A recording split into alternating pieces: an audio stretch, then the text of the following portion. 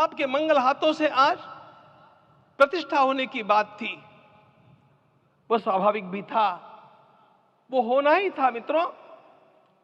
लेकिन मुझे इस बात का आश्चर्य हुआ जब मुझे लगभग 20 दिन पूर्व समाचार मिले कि माननीय प्रधानमंत्री जी को इस प्रतिष्ठा के लिए स्वयं अपने लिए क्या क्या अनुष्ठान करके सिद्ध करना चाहिए स्वयं को, उसकी नियमावली आप लिख करके भेजें।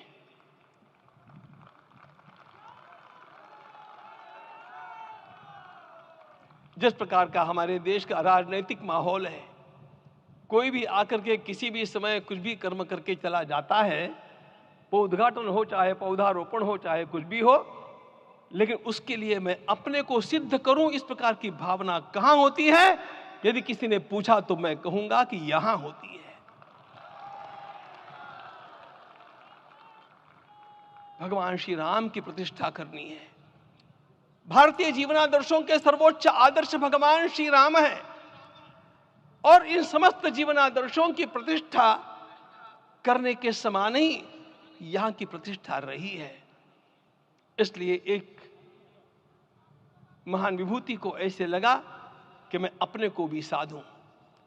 मैं कर्मणा मनसा वाचा, कर्म से, मन से और वाणी से अपने को उसके लिए शुद्ध बनाऊं, सिद्ध बनाऊं, और उसका मार्ग तप ही है। भगवत गीता ने कहा, यज्ञ दान तपः कर्म न त्याज्यम कार्यमेव तत्।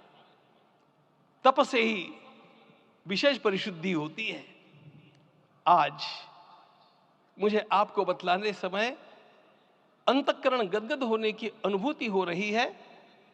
मैंने तो कहा था, हम लोगों ने महापुरुषों से परामर्श करके लिखा था, आपको केवल 3 दिन का उपवास करना है।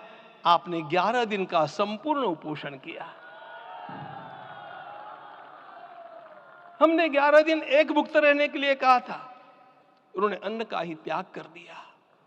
महाभारत में कहा गया है, अनशन यह सबसे बड़ा तप है, अनशन। और उसको उनके जीवन में साकार होते हुए मैंने केवल देखा नहीं, मैं थोड़ा तार्किक हूं। आपकी परम पूजनीय माता जी से मिलकर के मैंने उसको रिकन्फर्म भी किया था कि आपका यह अभ्यास 40 वर्षों का है। ऐसा तपस्वी कोई राष्ट्रीय नेता प्राप्त होना यह सामान्य बात नहीं है। वे इन दिनों में हमने कहा था कि आपको विदेश प्रवास नहीं करना चाहिए, क्योंकि सांसर्गिक दोष भी आते हैं। विदेश प्रवास टाल दिया सांसर्गिक देशों के इस दोषों की संभावना के कारण, लेकिन दिव्य देशों का प्रवास ऐसा किया। नासिक से आरंभ किया, गुरुवायूर गए, श्रीरंगम गए, रामेश्वरम गए। इन सारे स्थानों पर जाकर के वहां के परमाणुओं को लेकर के और पूरी भारत माता के हर कोनों में जाकर के मानो वे निमंत्रण दे रहे थे कि आइए दिव्य आत्माओं, अयोध्या पधारिए और हमारे राष्ट्र को महान बनाने के लिए आशीर्वाद दीजिए।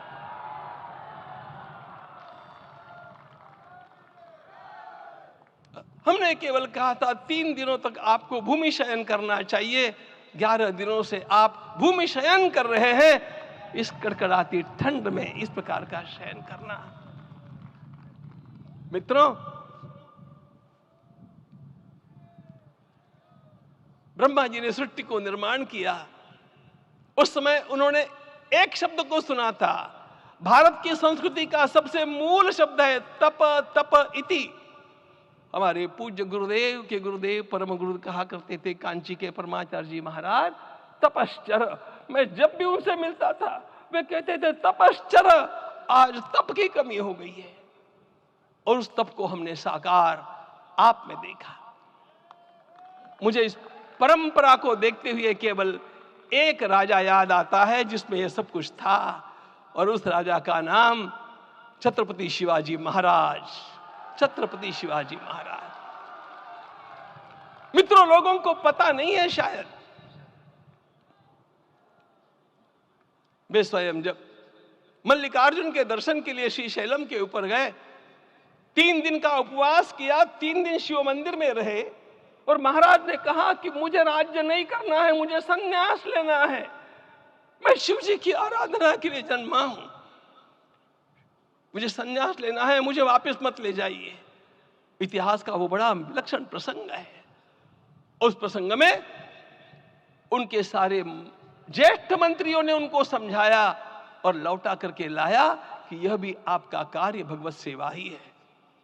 आज हम लोगों को उसी प्रकार के एक महापुरुष ऐसे प्राप्त हुए हैं जिसको भगवती जगदम्बा ने स्वयं हिमालय से लौटा करके भेज दिया कि जाओ भारत माता की सेवा करो।